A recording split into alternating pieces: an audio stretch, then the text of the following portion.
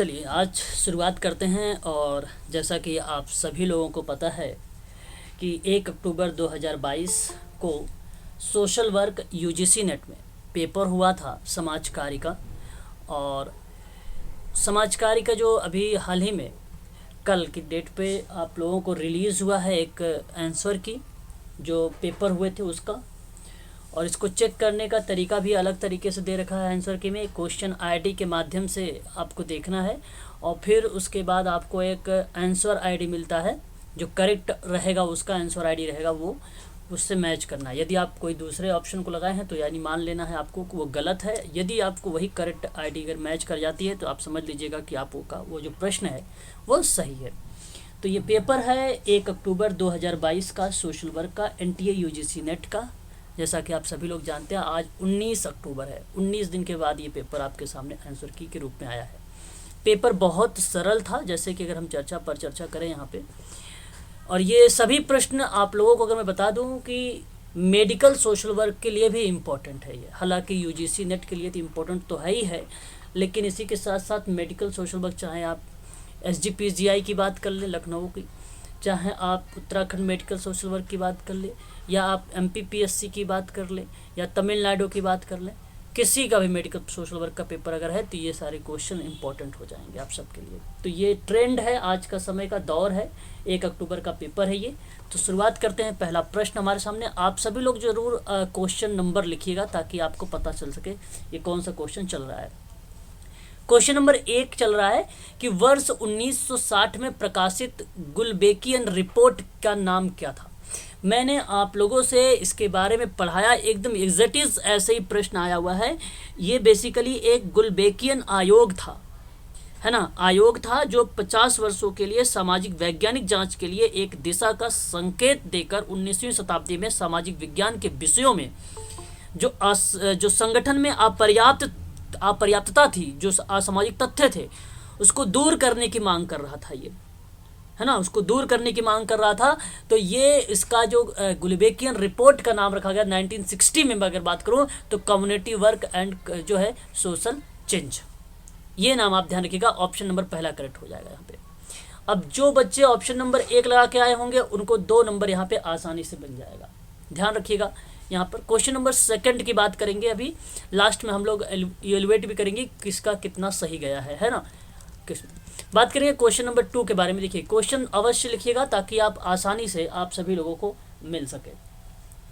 Question number 2 में अगर मैं बात करूं आप लोगों से तो आप देख सकते हैं एक तरफ सूची 1 दिया गया है, एक तरफ सूची 2 दिया गया है। मनोसामाजिक दृष्टिकोण की अगर मैं आप लोगों से बात करता हूं तो ये फ्लोरेंस होलिस का नाम आता है, ठीक है। जब मनोसामाजिक विकास की बात होती है तब नाम आता है एरिक एरिक्सन का। क्रियात्मक अभिगम की बात अगर हम लोग करते हैं तो यहाँ पे रूट ई इस्माइल का नाम आता है। और जब समस्या समाधान का दृष्टिकोण की बात करते हैं तो एच पर्लमैन का नाम आता है। संकट में दाखिल कहीं लिखा मिल जाता है, दखल मिल जाता है, दाखिला मिल जाता है, इस तरीके के शब्द भी मिलते हैं। तो इसका जो सही जवाब हो जाएगा ऑप्शन नंबर पॉइंट नंबर आपका 1 से मैच कर जाएगा। तो एक बार मुझे सभी लोग बता दीजिए कि इसका ऑप्शन कौन सा करेक्ट चला जाएगा। फिर पहला वाला, सॉरी पहला नहीं जाएगा, 1 का 4 ऑप्शन नंबर यहाँ पे देखिए डी में दिया गया। तो ये ऑप्शन ए है, ये ऑप्शन बी है, ये ऑप्शन सी है, ये ऑप्शन डी है। तो ऑप्शन नंबर जो डी हो जाएगा वो करेक्ट हो जाएगा क्वेश्चन नंबर 2 का, ठीक है। तो ध्यान रखिएगा, प्रश्न जहाँ पे भी अगर अपवाद लगेगा मैं वहाँ पे आप लोगों से चर्चा करूँगा। क्वेश्चन नंबर 3 की बात करेंगे यहाँ पे हम लोग। तो क्वेश्चन आप जरूर लिखते रहिएगा। निम्नलिखित में से विमोचनकारी समाज कार्य, देखिए विमोचनकारी समाज कार्य की बात किया जा रहा है ना, को बृहद कोटि से संबंधित नहीं है। मतलब आपको बताना है वो बृहद लेवल पर जो है उसके संबंध में उस कैटेगरी के अंतर्गत नहीं आता है। तो वो कौन सा ऐसी चीज़ें हैं जो नहीं आती है। तो मैं आपको बताऊँ, देखो नारीवादी समाज कार्य की प्रक्रिया बात करें तो विमोचन कार्य या विमोचनकारी समाज कार्य का एक बृहद कोटि का संबंध करता है, क्योंकि महिलाओं के सशक्तिकरण की बात करता है। फिर प्रति दमनात्मक समाज कार्य की बात करते हैं अगर हम लोग तो ये भी आपका आता है। और उसके बाद अगर हम बात करें तो यहाँ अगर हम बात करें तो आपका नहीं, ये ये जो आप देख रहे हैं यहाँ पर ऑप्शन सामान्य प्रकार के समाज कार्य के परिप्रेक्ष्य में, ये आपका नहीं आएगा। सामान्य मतलब नहीं आएगा, सामान्य टाइप के जो समाज कार्य का परिप्रेक्ष्य है, दृष्टिकोण है, ये विमोचनकारी का नहीं होगा। तो प्रतिदमनात्मक हो जाएगा आपका, और नारीवाद हो जाएगा, और निर्जातीय संवेदनशीलता भी हो जाएगा, है ना। ठीक है, ये हो जाएगा। तो ऑप्शन नंबर अगर हम देखेंगे तो यहाँ पे 2 वाला करेक्ट माना जाएगा। ठीक है, विमोचनकारी समाज कार्य का बृहद कोटि को अगर हम बात करते हैं, हालांकि ये एक पैराग्राफ के रूप में इसको समझा जाता है। ये बेसिकली चाहे नारीवाद की बात करें, चाहे समाज में जो संवेदनशीलता के प्रति, मतलब एक प्रकार की जो समस्याएं हैं व्यक्ति के प्रति, अप्लाइड प्रश्न है ये। और उन समस्याओं पे जो चर्चा पर चर्चा होती है, तो वो कौन कौन से पार्ट बन जाते, लेकिन सामान्य जो टाइप का समाज कार्य होगा उसके लेवल पे नहीं होता, किसी स्पेसिफिक पर होता है, विशिष्ट कोई कार्य होता है सोशल वर्क का, उस पे काम करता है ये विमोचनकारी समाज कार्य, है ना। तो ये स्पेसिफिक का करें मतलब विशिष्ट, विशिष्ट का मतलब होता है कोई एक पर्टिकुलर प्रकार पे। सामान्य प्रकार की बात करें समाज कार्य पे, तो समाज कार्य के अंतर्गत बहुत सारे टाइप आ जाते हैं, बहुत सारी प्रतिक्रियाएं आ जाती हैं, तो इसलिए इस पे नहीं होगा। ऑप्शन नंबर आपका यहाँ पर जो हो जाएगा वो बी वाला करेक्ट माना जाएगा, थर्ड का। ठीक है, याद रखिएगा, प्रश्न बहुत बढ़िया बढ़िया हैं, अच्छे अच्छे प्रश्न हैं आप सबके सामने। क्वेश्चन नंबर 4 देख लीजिए यहाँ पर, ये आपके सामने है 4 नंबर का। हरित समाजकारी पर्यावरण और जलवायु परिवर्तन, वैश्विक तपन संबंधी मुद्दों से जो है संबंधित समाज कार्य की शाखा है, इसकी अवधारणा किसके द्वारा निर्मित की गई है। एक बार ज्वाइन कर लेते हैं, एक बार मुझे बताइए आप सभी लोग, किसके द्वारा निर्मित की जाती है, क्या मालूम है आप लोगों को इसके बारे में। क्वेश्चन नंबर हमारे सामने 4 है, ये लीना डेनिलल्ली का नाम आता है। देखिए, हरित समाज कार्य में आप ये ध्यान रखिए, जैसे पर्यावरण की बात करें, जलवायु परिवर्तन की बात करें, एक शब्द, दूसरा शब्द, तीसरा वैश्विक तपन संबंधी, 3 शब्द, इन तीनों शब्दों के संबंध में समाज कार्य एक शाखा के रूप में रहता है, जहाँ पे अवधारणाएं निर्मित की जाती हैं। और ये बेसिकली परिभाषा है, ये क्या है, एक परिभाषा है और ये डेफिनेशन है। तो जो है लीना, इनको कहीं कहीं लीना लिखा जाता है, नीला जो है, डोमिनली इज द राइट आंसर हो जाएगा। ऑप्शन नंबर आपका बी करेक्ट माना जाएगा। यहाँ पे पर्यावरण नोट कर लीजिएगा, जल परिवर्तन नोट कर लीजिएगा, वैश्विक तपन नोट कर लीजिएगा, और संबंध में जोड़ दीजिएगा एक संबंधित कोई मुद्दा। ठीक है, तो पर्यावरण, जलवायु परिवर्तन और वैश्विक तपन, ये हरित समाज कार्य को रिप्रेजेंट करता है। और हरित समाज कार्य में जो 3 शब्द हैं, इसको कभी भूलिएगा मत। ठीक है भाई, हरित समाज कार्य में 3 शब्द आते हैं, पर्यावरण और जलवायु परिवर्तन और वैश्विक तपन से संबंध में लीना डेनिलल्ली का नाम आता है। इस चीज़ को आप सभी लोग ध्यान रखिएगा। तो यहाँ पर आपका ये जो प्रश्न का जवाब हो जाएगा क्वेश्चन नंबर 4 का, वो 2 वाला करेक्ट मान लिया जाएगा। तो आप इसको समझिएगा, जहाँ पे ऑप्शन ये ए हो जाएगा आपका, ये बी, ये सी, ये डी, है ना। तो 2 का मतलब बी, इस बात को ध्यान रखिएगा। क्वेश्चन नंबर बात करेंगे हम सभी लोग यहाँ पर अब 5 के बारे में। क्वेश्चन नंबर 5 हमारे सामने है, ये आप लोग नोट भी करते रहिएगा।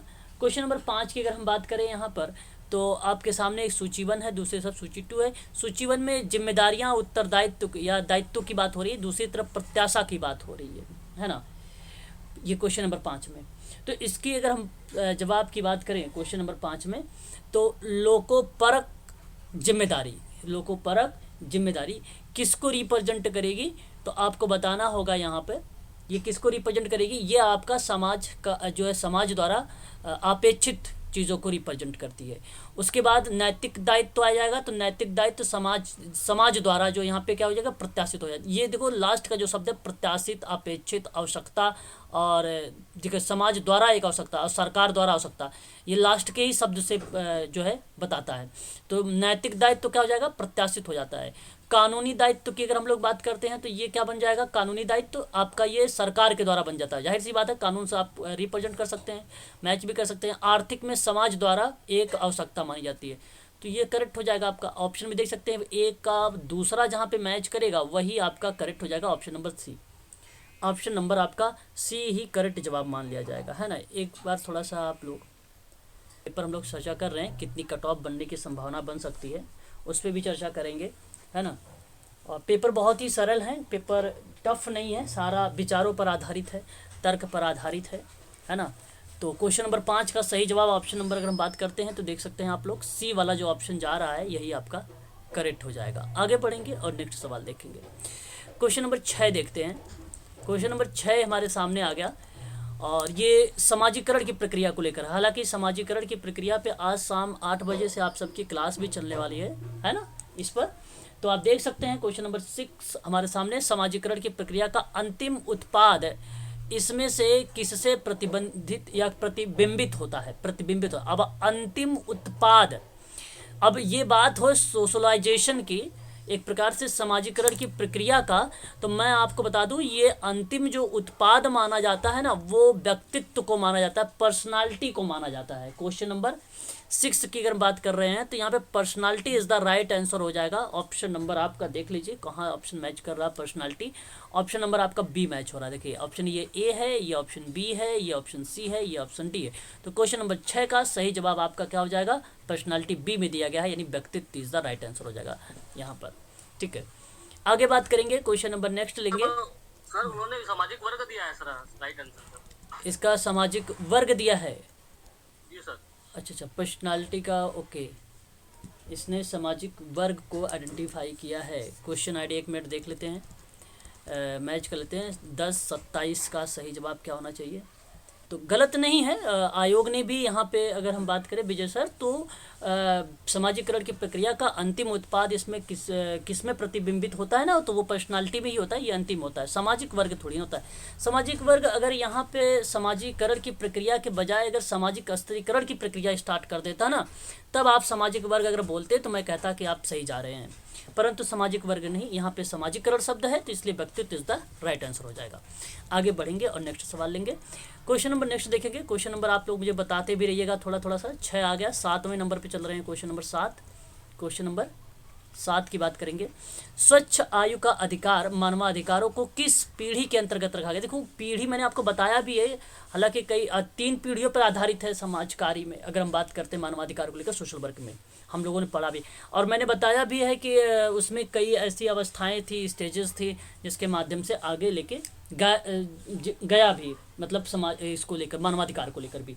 तो यहाँ जो क्वेश्चन नंबर 7 आपसे बता रहा है ना, ये तृतीय क्षेत्र का है। बेसिकली ये स्वच्छ आयु का अधिकार की बात की गई थी, ये तीसरी पीढ़ी थी, थर्ड जनरेशन था। ऑप्शन नंबर सी करेक्ट माना जाएगा यहाँ पे ऑप्शन नंबर थर्ड आपका करेक्ट माना जाएगा। स्वच्छ वायु के अधिकार में मानवाधिकार को किस पीढ़ी के अंतर्गत रखा गया था, तो आप तृतीय पीढ़ी करेक्ट मानेंगे यहाँ पे। आगे बात करेंगे और क्वेश्चन नंबर 8 हमारे सामने आ जाएगा। 8 हमारे सामने ये है, कह रहा है कि समाज कार्य हस्तक्षेप में परिवर्तित केंद्रन के आधार पर निम्नलिखित में से वर्गीकृत करिए। देखिए परिवर्तित, यहाँ पे आप देखेंगे ना, तो ये प्रश्न आपके सामने क्या बता रहा है, प्रश्न की एक बार इंग्लिश अगर आप देखना चाहें देख सकते हैं। कह रहा है कि अरेंज करना है following basis of shifting focus of social work intervention. Intervention का मतलब होता है हस्तक्षेप, बेसिकली किसमें, शिफ्टिंग फोकस पर बात करनी है। और शिफ्टिंग फोर्सिंग जो फोकस होता है वो करने की बात कर रहा है परिवर्तित केंद्रों के आधार पे।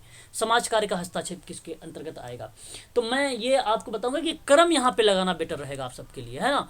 और ये क्रम आपको लगाना सबसे अच्छा रहेगा कि किस आधार पे इसका वर्गीकृत किया गया था। तो मैं आपसे कहूँगा सबसे पहले तो व्यक्तिगत विकृति का विज्ञान तो माना ही जाएगा, ये आपका पहला हो जाएगा समाज कार्य हस्तक्षेप में। जब तक व्यक्तिगत या केशवर के आधार पे जो समस्याएं हैं उसका आप अध्ययन नहीं करेंगे तब तक आगे कोई काम कर ही नहीं पाएंगे आप। तो इसलिए व्यक्तिगत विकृति का विज्ञान आप यहाँ पे सबसे पहले रखिएगा। और फिर उसके बाद अगर मैं आपसे बात करूँ तो हितैषी के रूप में समाज कार्य को, हितैषी का मतलब यहाँ पे जो रिप्रेजेंट किया गया आप देख सकते हैं यहाँ पे सोसाइटी एज वीगन, तो मतलब स्टार्ट करने की बात हुआ। और ये जो शब्द हितैषी के रूप में रिप्रेजेंट हुआ ना, ये कहीं ना कहीं संघर्ष में सॉरी कम्युनिकेशन को, संचार को भूमिका देता था, ये संप्रेषण की घनिष्ठता का भूमिका देता था हितैषी के रूप में। तो यहाँ पे घनिष्ठता इज द राइट आंसर हो जाएगा। अगर हितैषी नहीं होगा तो घनिष्ठता जरूर होता, हितैषी दे दिया इसलिए आपका ऑप्शन ये आपका करेक्ट मान लिया जाएगा। फिर उसके बाद संरचनात्मक कार्योत्पादन हो जाएगा आपका, और फिर सशक्तिकरण। सशक्तिकरण मैंने कई बार आप लोगों से बोला कि लास्ट की स्टेप मानी जाती है, इसलिए आप यहाँ पे ACDB को लगाइए, जो जिस ऑप्शन में होगा वही करेक्ट हो जाएगा। ACDB कहाँ पे है भाई, ऑप्शन नंबर यहाँ पे देख लीजिए, ये A हो जाएगा, ये B हो जाएगा, ये C हो जाएगा। ऑप्शन नंबर C करेक्ट जा रहा है इस प्रश्न का सही जवाब, है ना। इस प्रश्न का सही जवाब क्या जा रहा है, C जा रहा है, इसलिए आप सभी लोग इसको ध्यान रखिएगा। आगे बढ़ेंगे, एक और सवाल लेंगे। क्वेश्चन नंबर मुझे बताएंगे आप कौन सा क्वेश्चन चल रहा है, क्या आप लोग नोट कर रहे हैं। 8, हाँ वेरी गुड, बहुत बढ़िया, ऐसे मुझे आप लोग बताते रहिएगा। क्वेश्चन नंबर 9 देख लीजिए एक बार। क्वेश्चन नंबर 9 जो कह रहा है निम्नलिखित शोध, ये बेसिकली यूनिट नंबर 5 से प्रश्न है। समाज कार्य शोध की बात कर रहा हूँ मैं, रिसर्च की बात कर रहा हूँ। तो ये आपसे ये बताना चाह रहा है कि मूल्यांकनात्मक जो है समाज कार्य प्रारूप में, उसमें कौन सा ऐसा प्रारूप है जहाँ पे अर्ध प्रायोगिक अनुसंधान का प्रारूप की श्रेणी में आता है। अर्ध प्रायोगिक, अब यहाँ पे अर्ध प्रायोगिक को किसी अलग शब्दों में मत लीजिएगा। यहाँ पे देखिए जो मैंने आप सबको बताया है कि सी एच कूले ने, हालांकि सी एच कूले का अर्ध प्राथमिक समूह या बात कहे तो उसका भी पार्ट बनता है अर्ध सामूहिक। तो अर्ध समूह का कॉन्सेप्ट तो है नहीं है कि आप सी एच कूले को लगाएंगे, ये एक्सपेरिमेंटल से सवाल है। और उसमें भी अगर मैं आप लोगों से बात कर रहा हूँ तो ये एक्सपेरिमेंटल की बात हो रहा है रिसर्च में, और वो बात हो रही है अर्ध को लेकर। तो मैं आपसे कहूँगा कि जो डायग्नोस्टिक डिज़ाइन है, जिसको आप निदानात्मक प्रारूप बोलते हैं, ये आपका पहले स्टेप के रूप में देखने को हमें तो मिलेगा, ये मिलेगा। लेकिन निदानात्मक की प्रक्रिया अगर हम बात करें तो ये अंत में आती है, हालांकि उसके बाद उपचार वगैरह की प्रक्रिया चलती है। तो शुरुआत में क्या प्रक्रियाएं होंगी, एक विषय का प्रारूप बनाएगा वो। पहले आपको एक विषय बनाना पड़ेगा, और जैसे ही आपने एक विषय बना लिया उसके बाद उस विषय के आधार पे आपको क्या करना है, इवेल्युएट करना है। देखिए ये सत्य है कि इवेल्युएट होता है। इवेल्युएट का मतलब ये होता है कि आप रिटर्न में नहीं कोई चीज़ें कर रहे हैं, ओरली कोई चीज़ें कर रहे हैं। बात है आर्थिक प्रायोगिक की बात। अगर एक्सपेरिमेंटल होता तो वो एक स्टेप बनाता है कि भाई आपने पहले अध्ययन किया, निदान किया, उपचार किया। और मैं बात कर रहा हूँ समाज कार्य शोध में, तो इसलिए आपका यहाँ पे मूल्यांकन वाली प्रक्रिया भी आपकी संचालित होगी, इसमें कोई दो राय नहीं है। फिर उसके बाद सर्वेक्षण वाली प्रक्रिया होगी आपके सामने, और सर्वेक्षण वाली प्रक्रिया होने के जस्ट बाद क्या चीज़ें होनी चाहिए। क्या मैं सही चल रहा हूँ, बताइए एक बार। यहाँ पे डी बी ई कहीं है, बी को इसने अगर हम बात करें डी बी ई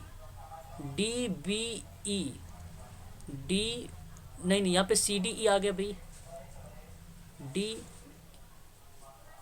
यहाँ देखिए आपको ना डी को हटाइए। अच्छा, एक विषय के प्रारूप, एक विषय का प्रारूप को हटा दीजिए। अच्छा, क्योंकि एक विषय का प्रारूप अर्ध में इसने हटा दिया। फिर इसने दे दिया है बी को, है ना, इसने प्राथमिकता दे दिया है बी को। और फिर उसके बाद बी के मूल्यांकन, फिर उसके बाद इसने दे दिया है सी को, और फिर उसके बाद इन्होंने प्रक्रिया दिया है सी के बाद डी को, एक डी को, है ना। इन्होंने बी सी डी को माना है, बी सी डी को माना है ना, बी सी डी को माना है। इसलिए मैं आप लोगों से कहूँगा, हो सकता है इस प्रश्नों में थोड़ा सा वो आए, देखने को मिल सकता है, लेकिन मेरे हिसाब से इस प्रश्न का जवाब जो होगा बी सी डी ही होगा। निदानात्मक का प्रारूप लास्ट की प्रक्रिया बनती है, लेकिन ये समाजकारी शोध का बनता है, ठीक है। और जहाँ पे उपचार की कैटेगरीज आती है, शामिल होती है, जहाँ पर उपचार की प्रक्रिया शामिल होती है, तो B C D is the right answer हो जाएगा, इसका सही जवाब हो जाएगा, है ना। क्वेश्चन नंबर नेक्स्ट लेंगे, चलो देखते हैं 10 वाले में क्या कह रहा है। यहाँ पे 10 सवाल आ गया कि नीचे दिए गए दो कथन है, दो स्टेटमेंट है, इन दोनों स्टेटमेंट के बारे में आपको बात करना है। निम्नलिखित देशों में शोधकर्ताओं ने यह साबित कर दिया कि क्षेत्र कार्य प्रशिक्षण केवल सिद्धांत और प्रयोग में एकीकृत से ही संभव होता है। और ये बात तो सही है भाई कि अगर आप क्षेत्र कार्य प्रशिक्षण करेंगे तो वहाँ पे सिद्धांत और प्रयोग एकीकरण संभव होता है ना। तो ये स्टेटमेंट आपका सही माना जाएगा, गलत नहीं माना जाएगा। तो मैं आप सबसे कहूँगा कि इसको करेक्ट मान लीजिए। यहाँ पे देखिए केवल मैंने एक शब्द बोला था, तो उस शब्द का मतलब कुछ अलग था, जहाँ पे किसी चीज़ को ही बात किया जाए, लेकिन विभिन्न देशों की वजह से जो ये केवल शब्द है ये आपका सही की तरफ जा रहा है। फिर समाज कार्य प्रयोग सामान्य बुद्धि और ज्ञान या प्रज्ञान का पर आधारित होता है। तो मैं आपको बताऊं ये गलत है। समाज कार्य का एक्सपेरिमेंटल सामान्य बुद्धि पर ही नहीं होता है भाई, विशेष बुद्धि पर भी होता है। विशेष बुद्धि का मतलब ये हुआ कि जो बॉर्डर लाइन्स नीचे होंगे उन पर भी ये लागू होता है ना, ज्ञान पर भी लागू होता है ना, ठीक है। तो ये चीज़ें हैं, जो व्यक्ति मान लीजिए असमर्थ है कि सोचने समझने में, तो उस पर भी ये लागू होता है। तो इसलिए मैं कहूँगा इसको गलत कर दीजिएगा। तो मैं आपसे कहूँगा कि ये पहला पॉइंट और पहले को सही कर लीजिए, दूसरा जो पॉइंट है उसको गलत कर लीजिएगा। जिस ऑप्शन में होगा वही ऑप्शन सही हो जाएगा। तो पहला सत्य है लेकिन दूसरा असत्य है। ऑप्शन नंबर आप यहाँ पे सी देख लीजिए, ये ए है, ये बी है, ये सी है, तो सी वाला ही करेक्ट जवाब हो जाएगा। यहाँ पे सी करेक्ट जवाब हो जाएगा। क्वेश्चन नंबर आगे बढ़ लीजिए। अब हमारे सामने कौन सा नंबर का क्वेश्चन आ गया, एक बार बताइए मुझे जरा। 11 नंबर का, हाँ 11 नंबर, ये देखो शोध की प्रक्रिया के क्रम है। अब आपको मैंने पीएचडी कैक करके तो पढ़ाया ही है, आप लोगों को अच्छे तरीके से मालूम भी होगा, है कि नहीं। तो इसका अगर मैं आप सबसे जवाब इसका बताऊं कि क्रम कौन सा होना चाहिए, तो देखिए यहाँ आप लोगों को मैं बता दूं, सबसे पहले समस्या प्रतिपादित होनी चाहिए, बी इज़ द पहला हो जाएगा। फिर उसके बाद अगर हम बात करें तो परिकल्पना आपको बनानी पड़ेगी। फिर परिकल्पना बनाने के बाद आपको शोध का अभिकल्प बनाना होगा। फिर उसके बाद आप जो है आंकड़ों का विश्लेषण करेंगे। अब देखो संकलन तो दिया नहीं है, तो दिया, अच्छा संकलन दिया है, आंकड़ों का संकलन होगा फिर विश्लेषण होता है, दिया हुआ लेकिन एक ही लाइन में दे दिया, इसलिए डी को आप रख लीजिए। फिर उसके बाद आप ई को कर लीजिए। तो जो हाँ ऑप्शन में बी ए सी डी ई मिल जाएगा वही ऑप्शन आपका सही हो जाएगा। तो बी ए सी डी ई जहाँ मिल जाएगा वही करेक्ट हो जाएगा। ऑप्शन नंबर डी में देख लीजिए, बी वाला आपका करेक्ट। ये पीएचडी कैक का मैंने एक ट्रिक बताया था, जैसा कि आप लोगों ने पता भी होगा, पढ़ा भी होगा, तो ऑप्शन नंबर आपको वहाँ से आसानी से मिल गया होगा पीएचडी कैक करके, है ना। तो यही आपका ट्रिक है। पहले प्रॉब्लम आती है, फिर हाइपोथेसिस होता है, हाइपोथेसिस मतलब परिकल्पना होता है, फिर डिज़ाइन आती है, देखिए एकदम सेम बैठ रहा है उसी पर, फिर कलेक्शन होता है, फिर एनालिसिस होता है, फिर जनरलाइजेशन होता है, वही फार्मूले पर ही आधारित हो गया है ना। आगे बढ़ेंगे, नेक्स्ट सवाल देखेंगे। क्वेश्चन नंबर हमारे सामने आ जाएगा इस समय 12 नंबर का सवाल हमारे सामने, और ये प्रश्न है आलोचनात्मक समाज कार्य के संबंध में। आलोचनात्मक समाज कार्य के अगर संबंध में मैं आप लोगों से अगर बात करता हूं, तो देखो दमन विरोधी व्यवहार ये प्रक्रिया संचालित रहेगी। नारीवादी समाज कार्य में भी आपका अगर हम बात करें आलोचनात्मक संबंधित समाज कार्य है। देशीय समाज कार्य के अंतर्गत भी आता है ये। गांधीवादी समाज कार्य में बेसिकली आलोचनात्मक समाज कार्य से संबंधित नहीं है। बाकी आप देखेंगे तो जैसे आलोचना दमन पर भी की गई है, देशीय समाज कार्य पर भी बात की, अलग अलग देशों में अलग अलग एक्टिविटी होती है उस पर भी बात हुई है। नारीवाद तो हालांकि आप जानते ही हैं सभी लोग। तो यहाँ पे मैं कहूँगा कि ए और बी जिस ऑप्शन में होगा, ए बी सी वही ऑप्शन आपका सही हो जाएगा। A B C option number आप देखिए यहाँ पर डी आपको दे रहा है, डी वाला आपका करेक्ट मान लिया जाएगा यहाँ पर, है ना। आगे अगर हम बढ़ते हैं, नेक्स्ट सवाल लेते हैं। क्वेश्चन नंबर हमारे सामने कौन सा आ गया बताइए एक बार, 13 नंबर, है ना। तो अगर मैं बात करूं यहाँ पर निम्नलिखित में से संकल्पना और चर के मुख्य बीच, हाँ संकल्पना मतलब अवधारणा और वेरिएबल के बीच मुख्य भेद है। तो मुख्य भेद आपको बता दूं मापन है। तो विश्वसनीयता नहीं होती है, विषय वस्तुता भी नहीं होती, वस्तुनिष्ठता भी नहीं होता। बात है संकल्पना और वेरिएबल के बीच में। जो मुख्य मतलब होता मेन, और मेन भेद मतलब मेन प्रकार बता रहा है। तो मेन जो प्रकार है वो आपका मापनीयता है, मतलब कॉन्सेप्ट का मापनीयता कुछ अलग होता है, मेजरमेंट वेरिएबल का कुछ अलग होता है। तो ये मुख्य रूप से भेद है ना। बाकी कॉमन है, विश्वसनीयता कॉन्सेप्ट में भी होती है, वेरिएबल में भी होती है। विषय वस्तुता की बात करते हैं और वस्तुनिष्ठता, ये दोनों एक ही शब्द हैं, कोई अलग शब्द नहीं है। वस्तुनिष्ठता विषयनिष्ठता को बारे में रिप्रेजेंट करता है, लेकिन व्यक्तिनिष्ठता होता तो मैं आपसे कहता कि भाई व्यक्तिनिष्ठता विषयनिष्ठता को बात करता, लेकिन विषयनिष्ठता होने के नाते यहाँ पर एक विषय के बारे में बात करना, विषय मतलब एक समस्या पे बात करना, किसी पर्टिकुलर एक व्यक्ति पर बात ना करके एक वहाँ पे जो कम्युनिटी है, जो ग्रुप है ना, उनकी समस्याओं को विषय बना के रूप में बात कर रहा है, एक बड़ी प्रॉब्लम पर बात कर रहा है। तो ये विषय निष्ठता के यहाँ पे रिप्रेजेंट हो रहा है, तो ये भी होता है। तो मैं आप सबसे कहूँगा कि जो ये मापनीय शब्द होता है, ये संकल्पना और वेरिएबल के बीच में एक मुख्य भेद माना जाता है, मेन टाइप माना जाता है इसको। तो ये आपका करेक्ट मान लिया जाएगा, है ना। क्वेश्चन नंबर जो आपका यहाँ पर 13 नंबर का होगा। प्रश्न बहुत सरल है, इसमें बहुत टफ प्रश्न नहीं है, ठीक है विजय जी। आगे बढ़ते हैं और निश्चिंत रहिएगा सभी लोग, सबको मैं बताऊंगा भी इसके बारे में, क्या चीज़ें जा सकती है क्या चीज़ें आ सकती है इसके बारे में।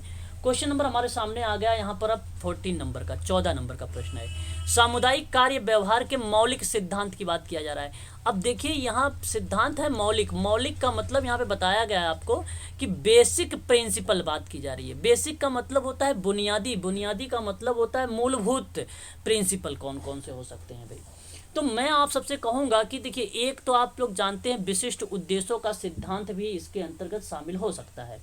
फिर उसके बाद आप कहेंगे कि नियोजन का सिद्धांत भी सामुदायिक कार्य व्यवहार में भी प्रिंसिपल ये हो सकता है। सहयोग का सिद्धांत, ये मैं आपको बताऊँ, कोऑपरेटिव का जो प्रिंसिपल है ये ना ही एचबी ट्रेकर का है, ना ही जो है अगर हम बात करें पॉलसन राइलैंड का, उनका भी ये नहीं है। और उसके बाद अगर हम बात करें यहाँ पे लोगों की भागीदारी में, तो लोगों की भागीदारी की बात हुई है, तो इसलिए आप ये भी रखेंगे, ये भी रखेंगे। और फिर उसके बाद अगर मैं बात करूँ तो यहाँ पे देखिए जनतांत्रिक क्रियाशीलता का सिद्धांत भी आप रख सकते हैं। तो मैं आप सबसे कहूँ कि अगर ऑप्शन में आप देख लीजिए ए बी डी ई जहाँ पे मिल रहा होगा वही आपका करेक्ट हो जाएगा। तो एक बार मुझे जरा बताइए आप लोग ए बी डी ई किस ऑप्शन में है। A B D E option number देखिए यहाँ पे थर्ड मैच हो रहा है, third is the right answer हो जाएगा आपका, ये सी वाला करेक्ट हो जाएगा। प्रश्न बहुत सरल है, केवल आपको समझने पर आधारित है बस, इससे इजी प्रश्न आने वाला भी नहीं है आप सबके यहाँ, है ना भाई। आगे अगर हम बात करते हैं क्वेश्चन नंबर नेक्स्ट बढ़ेंगे, और क्वेश्चन नंबर नेक्स्ट हमारे सामने आ जाएगा 15 नंबर का, 15 नंबर का है। निम्नलिखित में से कौन व्यावसायिक तौर पर अभियोग्य समाज कार्य करता है। अभियोग का मतलब प्रोफेशनल, अगर हम बात करें यहाँ पे देखिए प्रोफेशनल क्वालिफाइड जो है सोशल वर्कर की बात की जा रही है। व्यावसायिक तौर पे जो है अभियोग्य मतलब एक प्रकार से क्वालिफाइड सोशल वर्कर की बात हो रही है। कौन इसमें है व्यावसायिक तौर पर जो है क्वालिफाइड सोशल वर्कर। अरुणा राय को आप छोड़ दीजिए, बाकी सारे माने जाते हैं, सारे के सारे नाम यहाँ पे इन्वॉल्व रहेंगे। अरुणा राय का नाम हटा दीजिए, अरुणा राय का नाम हटाइए। सुनीता कृष्णन का भी नाम आप रख लीजिए। बीरो जिल्लू मेरिया का नाम तो आपने चाइल्ड हेल्पलाइन तो देखा ही होगा, उसमें इनकी एक अहम भूमिका है। मेघा पाटेकर का आपने सामाजिक आंदोलन में देखा होगा, इनकी भूमिका है। सुनीता कृष्णन का भी नाम हमें सामाजिक आंदोलन में ही मिलता है, पर्यावरण के संबंध में ही मिलता है। लेकिन यहाँ पे अरुणा राय का मतलब अगर ये मैं बता दूं आपको, इसको बेसिकली अरुंधति रॉय का नाम लिखना चाहिए था, लेकिन इसने अरुणा यादव कर दिया है। तो अरुणा रॉय, ये अरुंधति रॉय की बात नहीं हो रही है, ये अरुणा राय की बात है। Arundhati Roy is the right answer है यहाँ पे, ठीक है। ये कोई नाम नहीं है। मैं आपसे कहूँगा कि ए बी डी को देखिए, ऑप्शन में कहीं है ए बी डी देखिए ऑप्शन नंबर सी में दिया गया है ना। Option number C is the right answer माना जाएगा इसका। आगे बढ़ेंगे, नेक्स्ट सवाल देंगे। क्या मेरी बात समझ में आ रही है आप सबको? कुछ लग रहा है इजी या कुछ ऐसा लग रहा है? हाँ, पेपर टफ नहीं है। देखिए अभी यहाँ पर बच्चे आए थे भाई, चले गए भी सारे के सारे। चलिए जो है अनुराधा रॉय हैं, अमृता जी हैं, मीनाक्षी, राकेश। चलो मैं वीडियो तो बना ही देता हूँ, अपलोड हो जाएगी। आगे देख लीजिए। अच्छा यहाँ पर तो यहाँ पे देखेंगे क्वेश्चन नंबर 16 में ना, तो क्वेश्चन नंबर 16 का महिला पर केंद्रित विश्व समागम स्थल की बात हो रही है ना भाई। तो अगर हम बात करें यहाँ पर कि जो है मैस्को का अगर सही जवाब माना जाएगा तो वो 1975 का माना जाएगा, वहाँ पे हुआ था। और अगर हम बात करते हैं यहाँ पर जो है कोपेनहेग के बारे में, तो कोपेनहेग का नाम 1980 को नाम लगाइएगा। और नौरोजी की अगर हम लोग बात करेंगे तो यहाँ पे आप लोग 1985 लगाइएगा। बीजिंग में अगर हम लोग बात करेंगे तो आप लोग 1995 लगाइएगा। तो ये क्रम है, ये बहुत इंपॉर्टेंट सवाल है। मेडिकल सोशल वर्क में भी ये प्रश्न पूछा जा सकता है। महिलाओं पर केंद्रित विश्व समागम स्थल की बात हो रही है यहाँ पर। तो ए का आप 2 में मिला दीजिए, बी का आप सी मिला दीजिए, और अगर हम थर्ड, और सी की अगर मैं आप लोगों से बात करूँ तो 4 मिला दीजिए, डी का आप 1 मिला दीजिए। देख लीजिए 2 3 4 1 कहाँ पे है, 2 3 4 1 ऑप्शन नंबर बी दिखा रहा है यहाँ पर, है ना। ये आपका सही हो जाएगा, बी वाला, है ना। इनमें से किस पुस्तक का श्रेय मैरी रिचमंड को नहीं आता है? तो भाई होम्स ऑफ लंदन पुअर को आप काट दीजिए। ये तो 3-4 नाम एक ही में करके दे दिया। जॉर्ज होम्स का भी नाम आ रहा है, लंदन पुअर ला भी आ रहा, 1601 भी आ रहा है। इसको हटा दीजिए, कोई किताब नहीं है। फ्रेंडली विजिटर किताब है, 1899 की है। व्हाट इज सोशल वर्क यहाँ पर 1922 की है। सोशल डायग्नोसिस 1917 के। मैंने कई बार रट्टा मरवाया भी है। ऑप्शन नंबर पहला ही आपका सही हो जाएगा यहाँ पर। आगे बात करेंगे क्वेश्चन नंबर नेक्स्ट लेंगे। कौन सा क्वेश्चन आ गया हमारे सामने? 18 नंबर का सवाल, हाँ 18, वेरी गुड। देखिए विदेशी सहयोग जो है विनिमय अधिनियम की बात हो रही है ये, और इसके संदर्भ में निम्नलिखित में से कौन कौन से कथन जो है सही है, कौन कौन से कथन इसके सही है? तो देखिए एक तो मानवाधिकार के लिए संयुक्त राष्ट्र ने उच्चायुक्त के अधिकारियों के से आग्रह किया कि भाई FCRA के अनुपालन में जो है अंतर्राष्ट्रीय मानवाधिकार के मानकों का सतर्कतापूर्वक पुनरीक्षण किया जाना चाहिए। तो ये स्टेटमेंट आपका सही है, पहला वाला। फिर कहता भारत सरकार ने गृह मंत्रालय के द्वारा FCRA की निगरानी का क्रियान्वयन किया जाता है, ठीक है। तो तो मैं आप लोगों से कहूँगा कि ये भी आपका सही रहेगा। फिर उसके बाद आता है कि जो है FCRA का प्रत्येक 2 वर्षों में नवीनीकरण होता है, ये गलत हो जाएगा। फिर उसके बाद हम कहें सभी FCRA का जो है नवीनीकरण पंजीकरण के लिए भारतीय स्टेट बैंक नई दिल्ली की शाखा के खाता खोलना भी आवश्यक, तो ये भी हो जाएगा आपका। तो मैं आपसे कहूँगा कि पहला, दूसरा और चौथा जहाँ पे मिलेगा वही आपका करेक्ट हो जाएगा। ABD देख लीजिए किस ऑप्शन में दिया गया है। ABD ऑप्शन नंबर आप यहाँ पे देखेंगे तो आपको D मिल रहा है ना। ये ऑप्शन A है आपका, ये B है, ये C है, ये D है, तो ऑप्शन नंबर D आपका सही मान लिया जाएगा। यहाँ पर बात करेंगे नेक्स्ट सवाल के बारे में कि निम्नलिखित में से साहित्य समीक्षा से संबंधित बहुत गंभीर भ्रमकता क्या हो सकती है। बहुत गंभीर भ्रमकता क्या है। तो आप देख सकते हैं साहित्य समीक्षा के अगर दृष्टिकोण से अगर हम लोग बात करते हैं, क्वेश्चन नंबर हमारे सामने 19 है ये। तो शोध प्रश्नों के अंतिम रूप देने के बाद साहित्य समीक्षा करना। देखिए यहाँ पे बात है गंभीर भ्रमकता क्या है। अच्छा, यहाँ भी आपको बता दूं, ये शब्द देख लीजिए, जो है सीरियस फैलेंसी कहा जाता है। सीरियस फैलेंसी जो है रिलेटेड, और फैलेंसी के बारे में मैंने आप लोगों से बताया भी है ना, फैलेंसी। तो यहाँ पे ये जो शब्द है गंभीर भ्रमकता, तो ये गलत हो जाएगा साहित्य समीक्षा के बाद बताया है, क्योंकि शोध प्रश्नों के अंतिम रूप में। और दूसरा कह रहा है बहुत अधिक अध्ययनों को संदर्भित करने के रूप में, ये भी गलत हो जाएगा। देखिए यह कहना कि अध्ययन का विषय नया है और साहित्य उपलब्ध नहीं है, ये गंभीर है, ये फैलेंसी सीरियस टाइप की बात हो रही है। कि मतलब कहना कि अध्ययन का विषय नया है तो सही है भाई साहित्य समीक्षा के संबंध में, और बहुत गंभीर भ्रमकता तब हो जाती है जहाँ पे साहित्य उपलब्ध ही नहीं हो। साहित्य उपलब्ध ही नहीं है, विषय तो नया है लेकिन साहित्य पिक्चर ऑफ रिव्यू, मतलब आपने कहीं पढ़ा नहीं है उसको, है ना, वो चीज़ें कहीं से देखा नहीं है आप लोगों ने, तो ये बेसिकली क्या हो जाता है, उपलब्ध नहीं है। तो यहाँ पर ये भ्रमकता का शब्द बन जाता है। फैलेंसी का मतलब होता है ये गंभीर, है ना। तो बहुत अच्छा सवाल था ये, आपको बताऊंगा कि सी वाला ही आपका करेक्ट हो जाएगा। आगे बात करेंगे, क्वेश्चन नंबर देख लीजिए आपके सामने आ जाएगा यहाँ पर 20 नंबर का सवाल आ गया। 20 नंबर का सवाल है, संयुक्त राष्ट्र तंत्र के अंतर्गत देशज लोगों से संबंधित मामलों को निम्न निकायों द्वारा देखा जाता है। तो कौन कौन से रूप में देख सकते हैं आप देशज व्यक्तियों के कार्यशील समूह के रूप में देख सकते हैं। एक तो देशज व्यक्ति के संबंध में सामाजिक परिषद के रूप में नहीं होता भाई। देखिए संयुक्त राष्ट्र संगठन का जो तंत्र होगा वो देशज लोगों के संबंधित मामलों के निकाय के द्वारा देख रहे हैं, तो वो देशज व्यक्तियों में संबंधित सामाजिक परिषद नहीं होता है, तो ये आपका गलत हो जाएगा। देशज लोगों के मानवाधिकार के संबंध में विशिष्ट संवक्ता की भूमिका होगी और देशी मुद्दों से संबंधित अस्थायी मंच भी होगा। तो मैं कहूँगा कि BCD को लगा दीजिए, जिस ऑप्शन में होगा वो ऑप्शन आपका 20 का सही हो जाएगा। तो देख लीजिए ACD किस ऑप्शन में है, ऑप्शन नंबर ACD आप यहाँ पे थर्ड वाला करेक्ट मान लिया जाएगा, क्वेश्चन नंबर 20। क्लियर हो रहा है ना, आगे बढ़ें। हाँ देखिए आगे बढ़ते हैं, तो यहाँ पे पूछा गया उसके स्थापना वर्ष के अनुसार स्थापित करिए। देखिए भाई स्थापना बेसिकली यहाँ पे वर्ष के अकॉर्डिंग बात की जा रही है ना। एक मिनट तो यहाँ पे प्रश्न हमारे सामने है और ये प्रश्न है स्थापना वर्ष के आधार पे, है ना। तो आप लोगों को बताना है इसी में, और आप बहुत ही इंपॉर्टेंट सवाल, इसको आप ध्यान भी रखिएगा, भूलिएगा भी मत आप सभी लोग, है ना। Association of school of social work in India established कब हुआ है, एक बार बताइए जरा मुझे। इसकी स्थापना की अगर हम बात करते हैं तो क्या 1961 को आप भूमिका देंगे? बिल्कुल देना पड़ेगा आप लोगों को। 1961 को आपने नाम सुना होगा, ASSWI।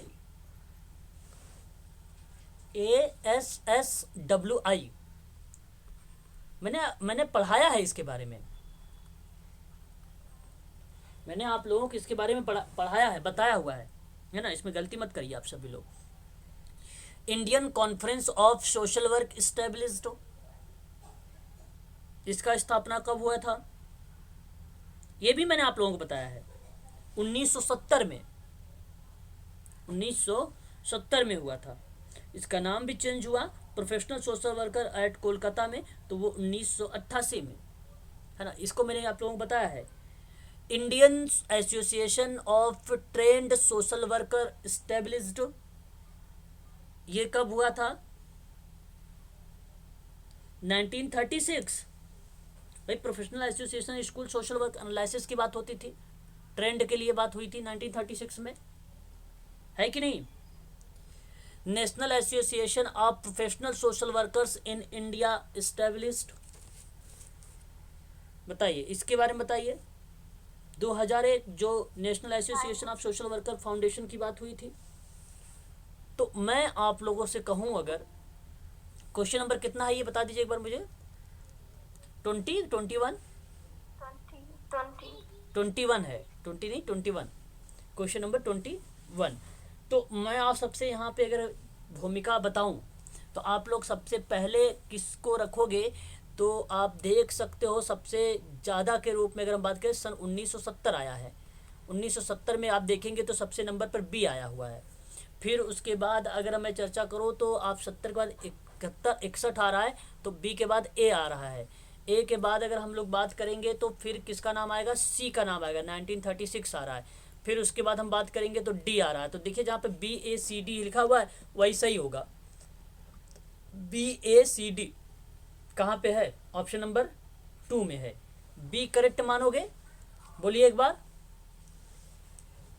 हाँ हाँ, यही आपका सही है। देखिए मैंने हालांकि इन सारे एजेंसियों के बारे में लिखवाया है, उसकी स्थापना, और बच्चे क्या करते थे इसी में होश पोश। मैं बताऊं, पढ़ने का एक तरीका होता है, पेपर करने का और पढ़ने का एक तरीका होता है। तरीका वो है कि जितना बताया जाए उतना ही पढ़ा जाए।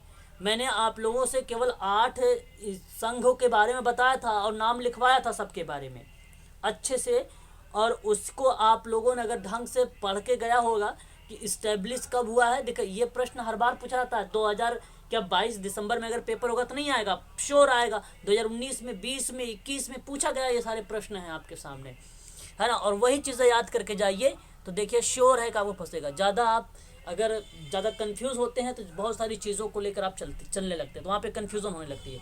मैं कहता हूँ ज़्यादा चीज़ें मत लेके चला करो। क्यों ज़्यादा चीज़ें लेके चलना है भाई, हमें क्वालिफाइड करना है अगर एग्ज़ाम को, तो हमें उतना ही पढ़ना चाहिए जितना हमारे एग्ज़ाम के लिए सफिशिएंट है। बच्चे करंट अफेयर्स पढ़ने लगते हैं भाई, है ना, तो जो कि गलत करते हैं भाई, ऐसा तो करना ही नहीं चाहिए। अगर हम बात करते हैं क्वेश्चन नंबर नेक्स्ट के बारे में, निम्नलिखित में से किसने समुदाय संगठन में क्रमवाद निष्पादन द्वंद्वात्मक प्रक्रिया की अवधारणा द्वारा प्रस्तुत किया था। क्वेश्चन नंबर यहाँ पे अगर हम बात करते हैं तो हमारे सामने कौन सा नंबर का क्वेश्चन आ गया, 22। तो ये ध्यान रखिएगा, जहाँ पे क्रमवाद की बात हो, निषेधन की बात हो, द्वंद्वात्मक प्रक्रिया की बात हो, और ये अवधारणाओं पर विचार प्रस्तुत करने वाला कोई विद्वान था, तो उसका केवल नाम आता है सॉल एलेंस्की। और सॉल एलेंस्की ऑप्शन नंबर देख लीजिए कहाँ पर है। पाउले फ्रेरे गलत हो जाएंगे यहाँ पे, मार्गरेट जो है लेडविथ भी गलत है, लीना डेनी लल्ली का नाम गलत है, सॉल एलेंस्की आप यहाँ पे मिल जाएंगे, डी वाले में करेक्ट हो जाएगा आपका यहाँ पे। देखिए अगर आगे, निम्नलिखित में से कौन उत्तर आधुनिकतावादी समाज कार्य का अभिलक्षण नहीं है। देखिए मैंने उत्तर आधुनिकतावाद और आधुनिकतावाद के बारे में पढ़ाया है अच्छे से। तो मैं आपको बताऊं कि यहाँ जहाँ श्रम संघवाद की बात होगी, बाकी इसमें देखो भूमंडलीकरण है माना जाएगा, मीडिया भी मानी जाती है, उपभोक्ता समाज भी माना जाता है, कंज्यूमर सोसाइटी जिसको बोलते हो, लेकिन जो ट्रेड यूनियन की बात होती है ये नहीं होता है उत्तर आधुनिकता समाज कार्य में। तो मैं आपसे कहूंगा कि ऑप्शन नंबर डी को लगाइए, यहाँ पर सही जवाब हो जाएगा आपका, है ना। देखिए विकलांग व्यक्तियों के अधिकार अधिनियम 2016 के अनुसार, चलिए कह रहा है उपयुक्त। देखिए आलोक जी यहाँ पे क्वेश्चन पेपर हिंदी का जो है हम लोग सोल्यूशन कर रहे हैं, उसका सॉल्व कर रहे हैं, ठीक है। तो यहाँ पे देखिए विकलांग व्यक्तियों के अधिकार अधिनियम 2016 के अनुसार बताया गया कि उपयुक्त सरकार को दिव्यांगों के लिए सभी सामान्य योजनाओं और कार्यक्रमों से संबंधित डैश करना चाहिए। तो क्या जवाब इसका सही मानेंगे आप, सामाजिक समीक्षा सही मानेंगे आप। ऑप्शन नंबर आपको बता दूं, सोशल ऑडिट इसको कहते हैं, जहां पे उपयुक्त सरकार को दिव्यांगों के लिए सामान्य योजना और कार्यक्रमों से संबंधित करता है, वो सामाजिक समीक्षा करना होगा। और जब सामाजिक समीक्षा होगा तभी वो सारी चीज़ें भी, योजनाएं वगैरह, कार्यक्रम वगैरह भी लाया जाएगा, ठीक है। तो सामाजिक समीक्षा याद रखिएगा। क्वेश्चन नंबर यहाँ पर ये था 24। बात करेंगे नेक्स्ट सवाल पर, 25 पर। क्वेश्चन नंबर 25 हमारे सामने ये है कि नीचे दिए गए अभिकथन के रूप में लिखित है या दूसरा उसके कारण के रूप में दिया गया है। तो अभिकथन और कारण दिया गया है। अभिकथन कह रहा है कि प्रोग्राम मीडिया का जो स्वरूप होगा वो लोकतंत्र है, जिसका इस्तेमाल जो है समूह कार्य के व्यवहार में होता है, जिसका इस्तेमाल समूह कार्य के व्यवहार में होता है। तो मैं आप लोगों से कहूँगा कि इसको आप सत्य मानिए, ये सत्य बात है। और विद्यालयी व्यवस्था में समूह कार्यकर्ता अपने मनमाने तरीके से कार्य करता है। भाई मनमाने तरीके से कार्य नहीं करता, ये गलत हो जाएगा आपका। तो मैं कहूँगा कि ए सही है, आर गलत है। जिस ऑप्शन में होगा वही सही हो जाएगा। ए सही है और आर गलत है। ऑप्शन नंबर सी, बोलिए। जी हाँ। C correct. आगे बढ़िए। देखिए यहाँ पे आपको सम्मिलित करने वाला आ गया है कि एक तरफ दिया गया है कि भाई वेक्टर के अध्ययन में सैद्धांतिक विचार और फिर उपचार। जो व्यवहारवादी है, ये व्यवहारवादी किसको रिप्रेजेंट करेगा? देखिए व्यवहारवादी, देखो व्यवहार के कारणों के बारे में अंतर्दृष्टि विकसित करना। नहीं, ये जो अंतर्दृष्टि की बात होती है बेसिकली मनोगति की बात करता है, मनोगतिशीलता की बात करता है। विकास के अनुकूल परिस्थिति उपलब्ध कराकर आवश्यकता आपूर्ति सुनिश्चित करता है। और ये देखिए दूसरे की अगर हम बात करते हैं तो यहाँ पे जो करेक्ट जवाब माना जाएगा ना, किसको मानोगे आप सही? मानवतावाद को। चलो भी छोड़ते हैं इसको, आगे बढ़ते हैं। बौद्धिक तर्कशीलता में स्वतः उत्पन्न नकारात्मक विचारों को अपदस्थ करना होता है, अपदस्थ करना होता है। तो मैं आप सबसे कहूँगा कि यहाँ पे आप सभी लोग जो क्वेश्चन नंबर सी, यहाँ पे सी, जो थर्ड पॉइंट है ना, यह जवाब देना आप लोग बी को, ज्ञानात्मक को, बौद्धिक वाला, इसको रिप्रेजेंट करना। और ऐसे वातावरण उत्पन्न करना जहाँ पर पुनर्वर्तकों को व्यवहार में सहायता करना आवश्यक हो, व्यवहार में सहायता करना आवश्यक हो। तो आप ऑप्शन ए को चुनाव कर लीजिए, 1 का 4 में, है ना, और डी का 2 से, डी का 2 से। देखिए कहीं पर मैच हो रहा है, 1 का 4, ऑप्शन नंबर 1, ऑप्शन नंबर 1 ही करेक्ट जवाब हो जाएगा, पहला वाला ही करेक्ट जवाब हो जाएगा। यहाँ पर पहला नंबर 1 का मैच हो रहा है।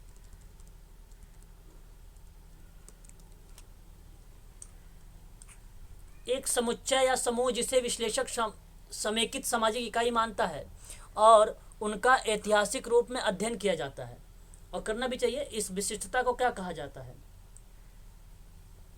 इस विशिष्टता को क्या कहा है? केस स्टडी कहा जाता है। क्या कहा जाता है इसको? भाई जहाँ पे विश्लेषक समेकित सामाजिक इकाई मान रहा है और ऐतिहासिक रूप से आप अध्ययन करेंगे तो फोकस समूह में नहीं, ना ही इसमें, ना ही इसमें। ऑप्शन नंबर आपका व्यक्तिगत अध्ययन, केस अध्ययन होता है। ऑप्शन नंबर डी करेक्ट हो जाएगा आपका यहाँ पे, डी।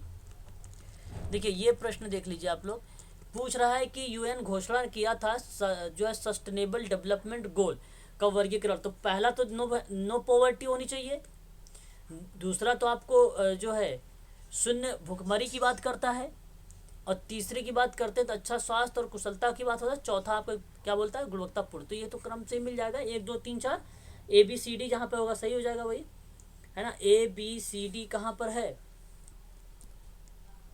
बताइए जरा। अरे ABCD कहाँ से बोल दिया मैंने? पहला C होगा ना, पहले C फिर B फिर आपका हो जाएगा A फिर हो जाएगा D।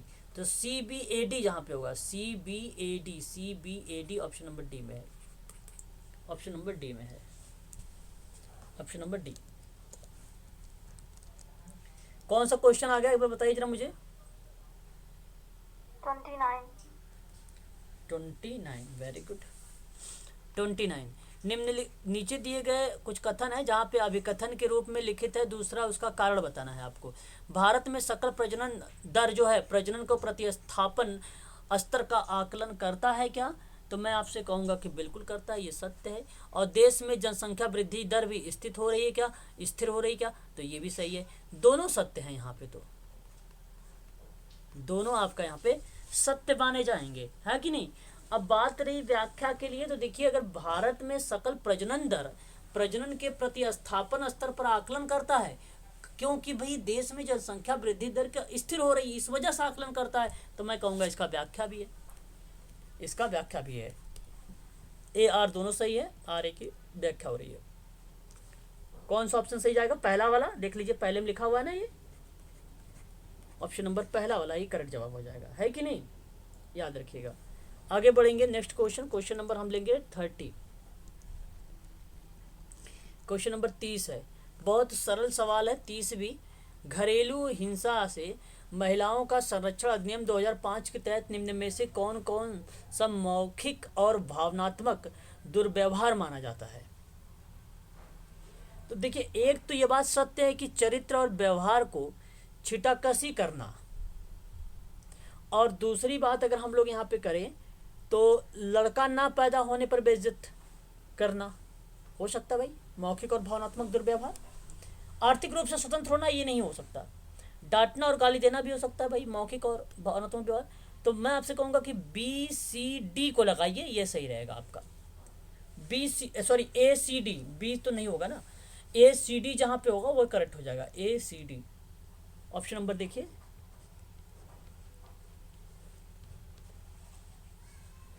ठीक है।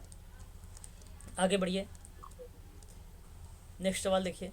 क्वेश्चन नंबर कौन सा आ गया अब? 31। 31 देख लीजिए। देखिए यहाँ पे समावेशी अभिकल्प जो है तथ्य प्राप्ति की बात करेगा, और वर्णनात्मक अभिकल्प किसकी बात करने वाला है? ये परिघटना का वर्णन करने वाला है। और प्रयोगात्मक एक्सपेरिमेंटल की बात अगर हम लोग करते हैं तो एक ये किसके अंतर्गत आ जाएगा? कार्य कारण संबंध में आ जाएगा। और अनुदैर्य किस में आ जाएगा? संग्रहण अध्ययन में आ जाएगा। मैच कर लीजिए अब, पहले का 3 दूसरे का 4, पहले का 3 दूसरे का 4। ऑप्शन नंबर आप देखिए थर्ड वाला सही जवाब हो जाएगा आपका, है कि नहीं?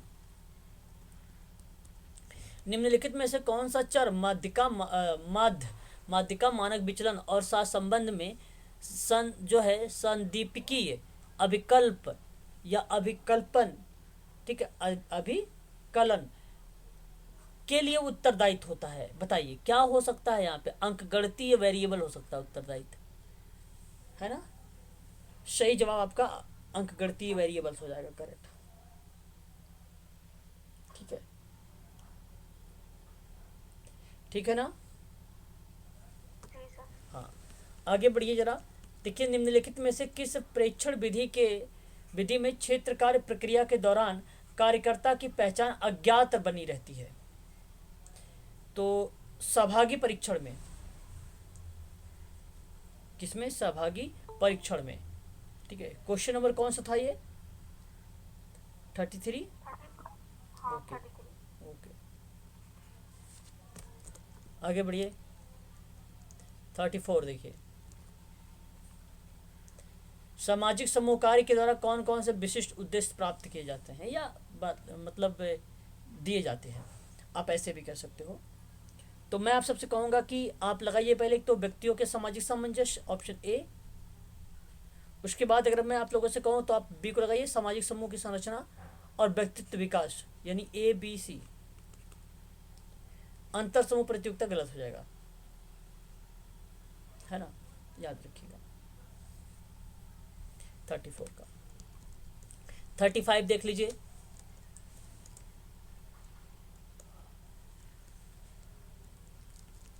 श्रम संघवाद के मुख्य दो तरीके बताइए, दो तरीके क्या हो सकते हैं?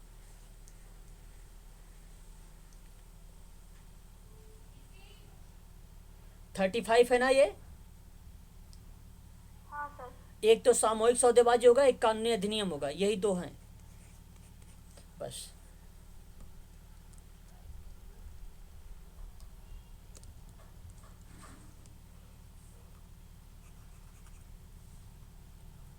प्रभागी अनुसंधान के मूल सिद्धांत कौन कौन से हैं?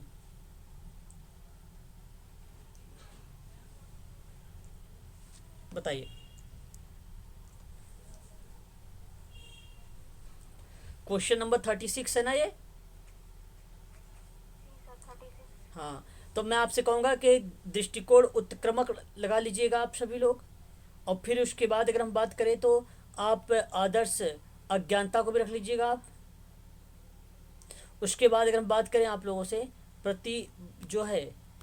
प्रतिभागी विशेषता नहीं होगा, गलत हो जाएगा।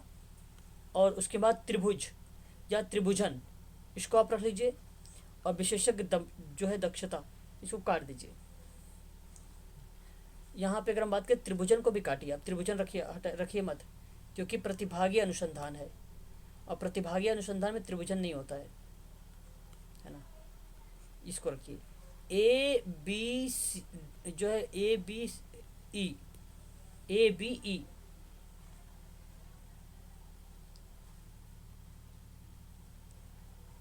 ए बी ई विशेषज्ञ दक्षता, इसको देखना पड़ेगा, इस पे स्टार लगा लीजिए आप लोग, है ना, स्क्रीनशॉट ले लीजिए एक बार इस प्रश्न का, ठीक है।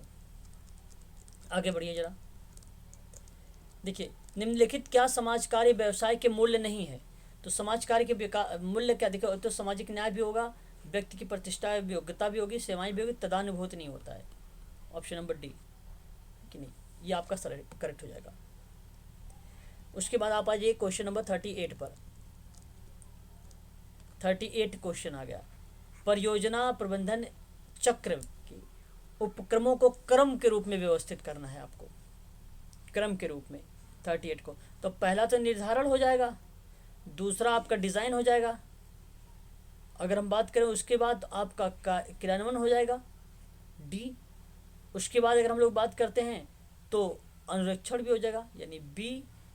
उसके बाद आपका मूल्यांकन हो जाएगा लास्ट में, यही आपका सही है, ए सी डी बी ई 38 का। ऑप्शन नंबर थर्ड सही जाएगा, देख लीजिए थर्ड में है। चलिए आगे देखिए जरा, सामाजिक समूह कार्य विधि के विशिष्ट अभिलक्षण क्या हो सकते हैं।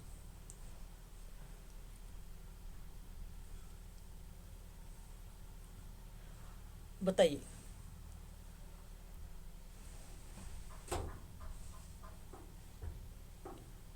ऑप्शन नंबर सी देखिए, यहाँ पे जो विशिष्ट अभिलक्षण हो जाएगा ना, प्रोग्राम मीडिया का सृजनात्मक उपयोग हो जाएगा। ऑप्शन नंबर सी करेक्ट हो जाएगा यहाँ पे, सी।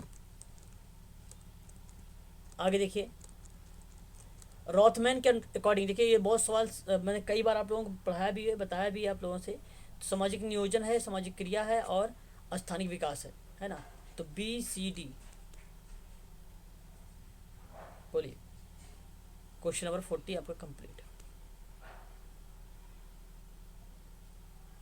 आगे बढ़े, बी सी डी देखो कहीं है, ऑप्शन नंबर बी में है ना, B is the right answer.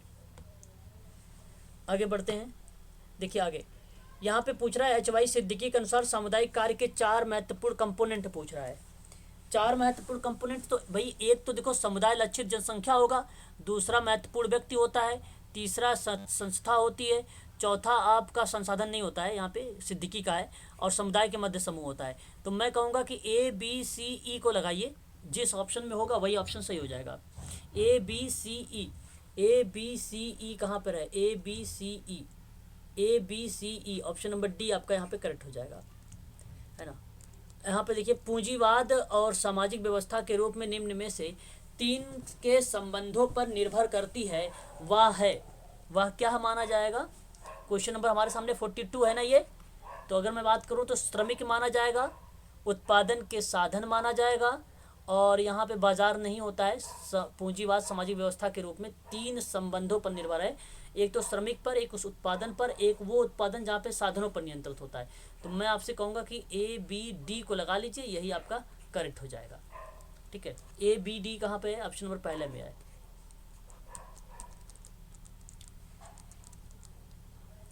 Question number 43 देख लीजिए, है ना। क्वेश्चन नंबर 43, सामुदायिक कार्य के विकास को क्रम बताइए। देखिए विकास का क्रम बताना है आपको, और वो भी समुदाय के रूप में। तो पहला तो समाज कार्य व्यवसाय के रूप में आविर्भाव हुआ।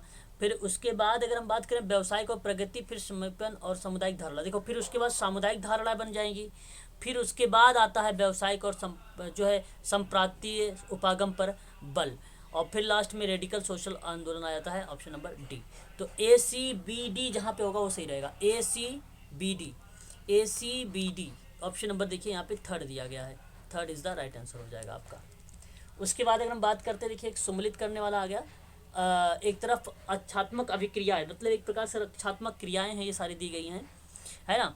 तो अगर हम बात करें तो यहाँ पर देखिए, इनमें अमान्य आवेगों को मान्य क्रियाशील व्यवहार में परिवर्तित कर। देखो रिपीटेड प्रश्न है, ये पूछा गया है, मैं पढ़ा रखा है सारे, ऐसे कोई प्रश्न नहीं जिसमें मैंने पढ़ाया ना हो आप लोगों को। तो इसका जो सही शब्द बनेगा वो उदात्तीकरण बन जाएगा आपका। और उसके बाद व्यवहार के सत्य कारण अवहेलना करते हुए किसी व्यवहार या भावना की तर्क के आधार पर व्याख्या करने लगता है। और जब व्याख्या करने लगता है तो मैं आपसे कहूँगा कि ये आपका जो है व्यक्तिकरण हो जाएगा आपका यहाँ पर, ठीक है। योक्तिकरण इज द राइट आंसर हो जाएगा। अपने अमान्य गुणों और भावनाओं को दूसरों से मनवाना, दूसरों से क्या करना है, इसको मनवाना है। तो मैं आपसे कहूँगा कि ये मनमाही शब्द को लगाइएगा। इसका प्रयोग ऐसी स्थिति में होता है जहां लोग सच्चाई का सामना कर लेने में असमर्थ महसूस करते हैं और किसी प्रत्यक्ष सत्य को मानने लगते हैं। तो ये इसका सही जवाब आपका बचा कौन सा, प्रेक्षण बचा, यही आपका सही हो जाएगा। तो आप देख सकते हो ए का 4 हो गया है, बी के अगर हम बात करते हैं तो 2 हो गया है, सी का 1 हो गया है, डी का आपका क्या हो जाएगा, 3 हो जाएगा। यही आपका करेक्ट जवाब हो जाएगा। देख लीजिए ए का 4 किस में दिया गया है, ए का 4 देख लीजिए ऑप्शन नंबर डी दिया गया है, बी का 3 है, सी का 2 है और डी का 1 है। डी का 1 है, डी का 1 मिनट, सी का 1 है ना, ए का 4, ए का 4 मैच करा दिया मैंने।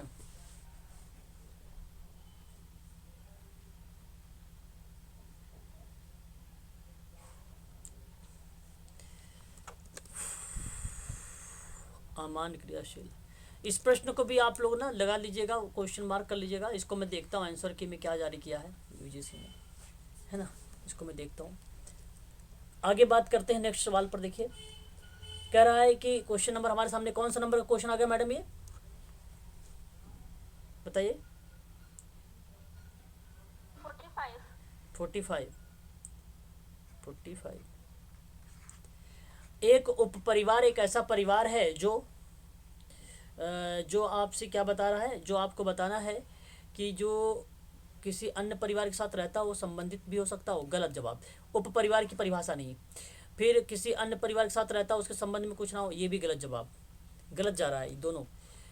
किसी अन्य परिवार के साथ रहता है तो उससे संबंधित हो सकता है अथवा नहीं भी हो सकता। हाँ ये सही है भाई, ये देखो अप्लाइड प्रश्न के आधार पर प्रश्न था, ये करेक्ट जवाब हो जाएगा। Option number C is the right answer हो जाएगा। इसको हम लोग क्या किस रूप में आप देख सकते हैं, उप परिवार एक ऐसा परिवार है जो कि किसी अन्य परिवार के साथ रहता है और उससे संबंधित भी हो सकता है और नहीं भी हो सकता है। ये गलत, यही आपका सही हो जाएगा, ऑप्शन नंबर सी।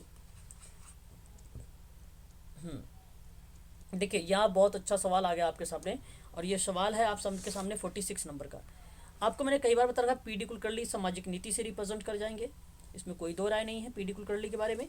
और उसके बाद अगर हम बात करते हैं के जैकब के बारे में तो समाजकारी शिक्षा को मैच कर जाएंगे।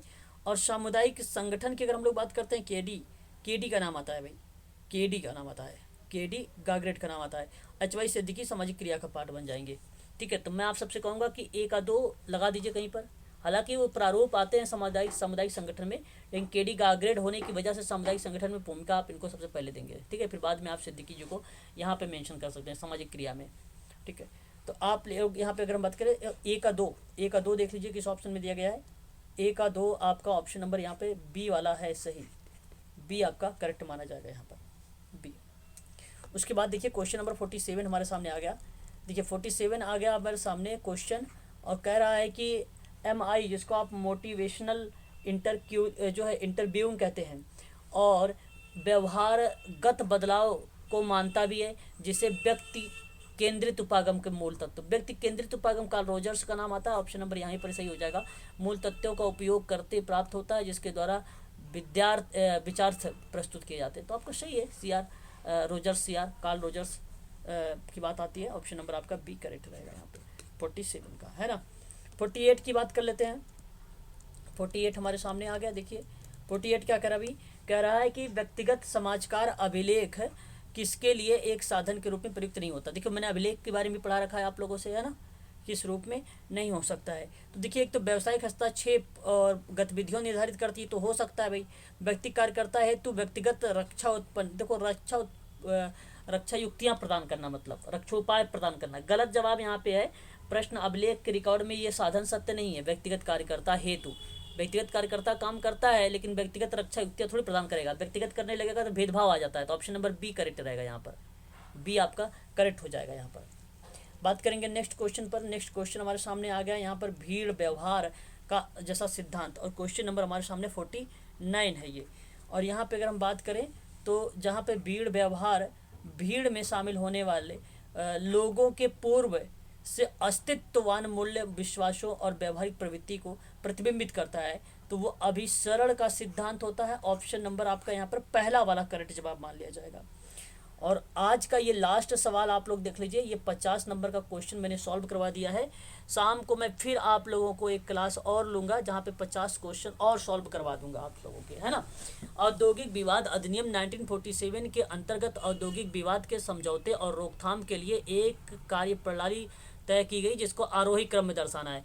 बहुत इंपॉर्टेंट सवाल, इसको स्टार लगा लीजिएगा, आईएमपी कर लीजिएगा, और सरल प्रश्न भी है, मैंने आप लोगों को पढ़ाया भी है।